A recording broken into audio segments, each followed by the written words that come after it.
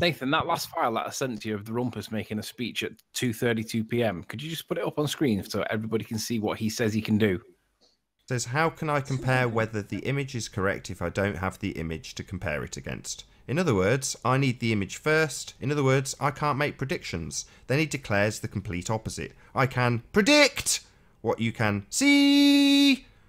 So, yeah, well, if you can predict it, predict it. He hasn't. This is going to go great because this footage is excellent. Yeah. Yes. So let's just get on with it. Let's see it. Yeah. We've had this argument enough now. We've gone. We know we've heard all these points a dozen times or so. I think we've come to the point where that part of it's over. They failed to make their prediction. Let's move on now. Got 6 minutes left, so if you do play it, just play it. Don't stop and narrate it, otherwise we won't get through it. Right.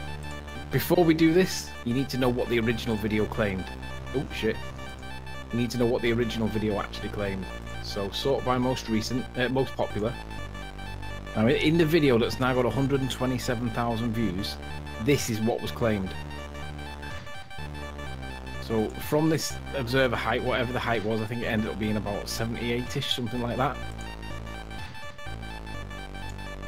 This is the video, this is what was claimed, okay? And this is the basis for why they all said, well, why don't you go back to the beach, Riley? So pay attention to what's on screen right now. We have the land known as Isle of Man. It tapers off down to a point and stops there. Then there's a gap.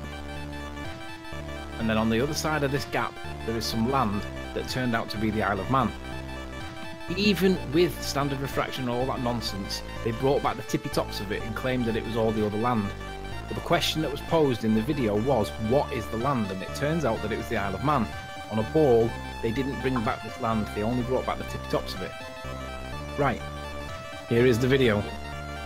This is me lay on the beach and you'll see it all in a sec. And at the beginning of the video, you can see this is subject to 2 filters.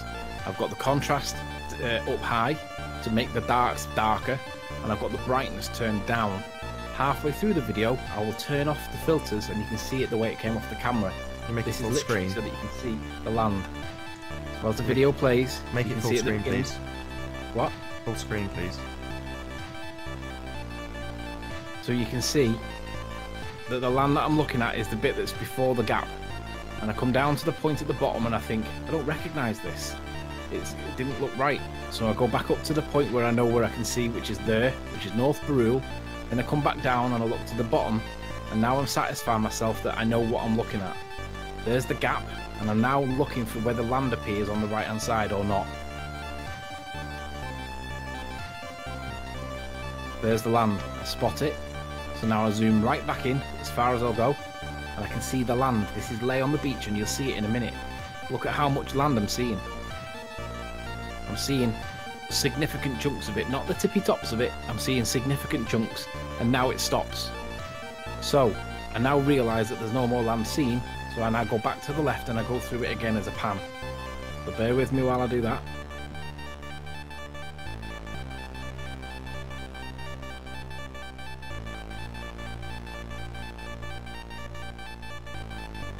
Now I'm back to the beginning, and now I see the land, so I'm going to move back over to the right now, cut across the gap. I'm going to look for the land again, and once I satisfy myself that I see it for a second time, there it is. I see the I see the land. I see the tippy tops and I see more land underneath. It's not just the tippy tops, it's more land, and it's sat on the horizon exactly where you'd expect. The dog walks in front of the camera, starts sniffing me because he's an idiot. So I now zoom out, and then I'll pause it while I take the filters off in the software editing program so that you can see it. So now this is the way it comes off the camera. Now I'm going to zoom out. Look at the horizon, 3 or 4 horizons there. Now I'm going to pause it just about there, a little bit more. Now look at the weather conditions, right? The only conditions required on a ball for this to work is a hot day, because you need a hot temperature and you need a cold sea, right? You can see that there are people paddling in the water, so the sea's not that cold, but it's also not a hot day, right? And you can see that there's clouds or mist rolling in from the south. Visibility isn't particularly good, but you can see that the conditions don't match the predictions necessary on a board to explain this. But now look at what my camera's mounted on. Ready? That's my tripod. That is a little bit of sand that I've scooped. You can see my finger marks from where I've scooped it off the sand. That's what the camera's resting on, and that's why I've got it dead smooth. Now let's move back up, and you'll see me stand up now. There's the 6 foot, right? There's St. Bees Head. There's the beach. Obviously, I'm not going to go too far into the sand there because it's really muggy, that sand there, because it's still soaking wet. But there's the water behind it. I'm about a foot off the water, and I can see the floaty land. So the argument is, how can I see that on a ball when it should be 700 feet behind the curve of the Earth, and we haven't got the massive temperature differential that we need to account for it? It wasn't a hot day. It was relatively... We were both wearing our coats. I'm lay on my belly on the beach. So all this nonsense about the 35 feet, 70 feet, whatever it was, can be put in the bin. I can see it on the beach. How is that explained? The Rumpus was given his chance to explain the missing 700 feet of curvature, and he hasn't done it because he doesn't want to be held accountable. Right, so what weather conditions must there be present for this to happen? And it has to be a hot day, and the air has to be hot. The water has to be cold. You can see that there's people paddling, and you can see it's not a hot day. We were wearing our coats. It was average. It wasn't bad, but it definitely wasn't good. It wasn't hot. So there is no explanation on the Ball Earth model. The Rumpus did fail in his quest to try and make a prediction. We can see the floaty land from the beach lay on my belly. So unless you want to come back with some nonsense, Rumpus, you have failed. You could have come on and predicted this, and you haven't done. Now this doesn't even tell you what time of the day it is. But you could probably work it out, but the conditions necessary to predict this simply do not exist. It wasn't a hot day. There was no hot elevation. There was no super looming nonsense. It requires a very cold sea and a very hot air. Okay, so look, he's just messaged. He says, okay, as I told you, as I predict.